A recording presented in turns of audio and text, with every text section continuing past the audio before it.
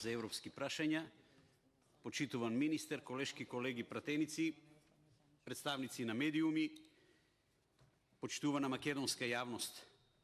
Денес на Комисија за европски прашања е предлог на закон за изменување и дополнување на законот за експроприација по скратена постапка. На самиот почеток, мислам дека треба да се даде едно појаснување што значи терминот експроприација. Терминот експроприација е правен термин, што означува трансфер на приватната собственост на поединец да се претвори во собственост на државата, односно во државна собственост.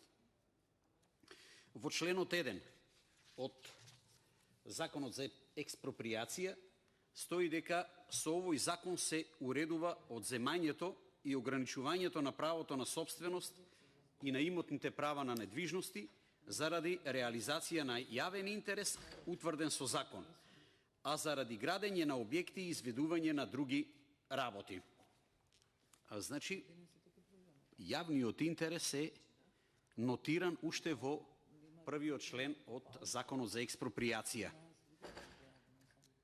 Исто така, стои дека и овој закон произлегува од Националната програма за усвојување на правото на Европската Унија, што во неколку наврати до сега нотиравме дека фактички нема допирна точка со усогласувањето или со синхронизацијата со правото на Европската Унија. Во предлог законското решение, доставено од влада, стои дека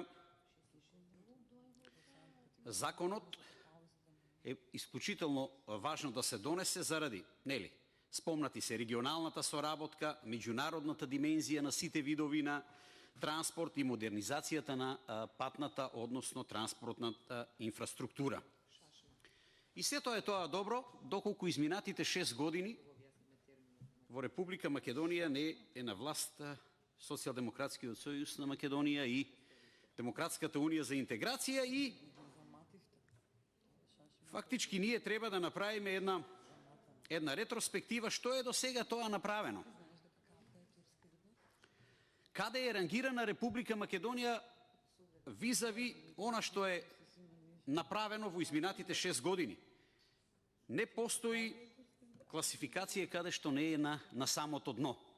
А бидејќи се ставаме во контекст на регионалната димензија, меѓународна димензија, тогаш само доволно е да погледнеме Република Албанија, Косово, Србија, Грција, Бугарија. Тоа се држави каде што се гради и каде што се работи согласно домашното законодавство, што во нашиот случај овде нема да биде така. Тоа се држави во кои што има владење на правото, а договорите се темелат на домашното законодавство. А сумите на пари кои што се дефинирани не се фантастични суми, туку се многу реални и многу нормални. Главните промени се овде измена во членот 26 и членот 33 и повторно е спомнат реализацијата на градбите од стратешки интерес.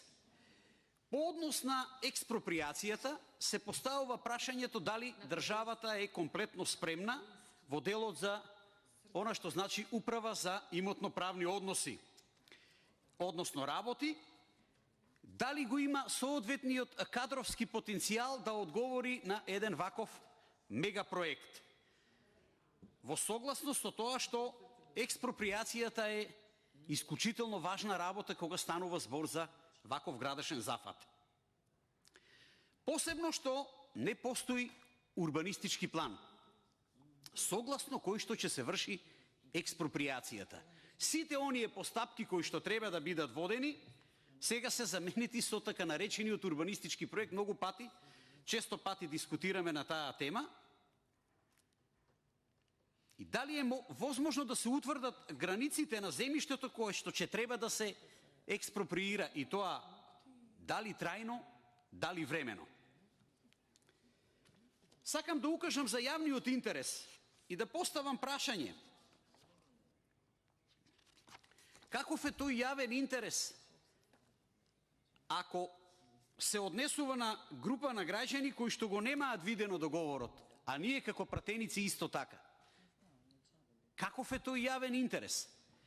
Каков е тој јавен интерес во кој што се спомнува сума во тој така наречен договор, кој што никој не го видел од 1,3 почетна сума милиарди евра, во кој што километар нема да изнесува 7 до 8 милиони евра, туку ќе изнесува минимум 15 милиони евра. А постојано ние зборуваме за ефикасност, економичност, флексибилност, рационализација, поедноставување. Исто така, кај дел од тие лица кои што ќе биде експроприирано, кај што ќе се направи експроприација, дали ќе имаат исти третман?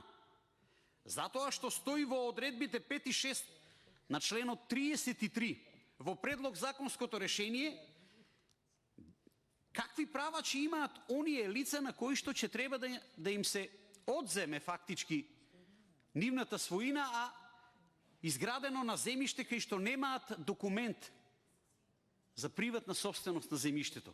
Каков ќе биде нивниот статус? На кој начин ќе биде регулирано? Нема ли да биде вовед во еден неконтролиран хаос?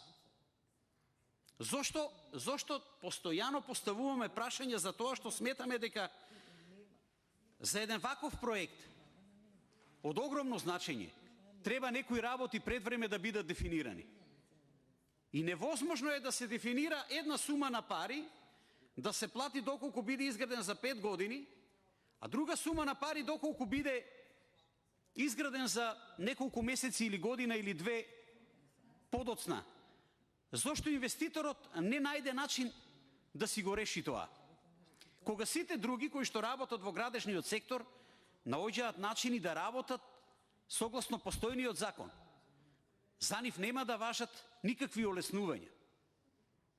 И јас би сакал сите овие прашања да ги одговориме пред да се направи кардинална грешка од која што Република Македонија тешко ќе може да го издржи финансискиот удар. А вие сте, почитуван министер, човек кој што имате огромно искуство, постојано сте извршувате високи функции во влада и мислам најдобро знаете што значи за една мала земја еден проект од 1 милиарда и 300 милиони евра. Ви благодарам. Фалименderit.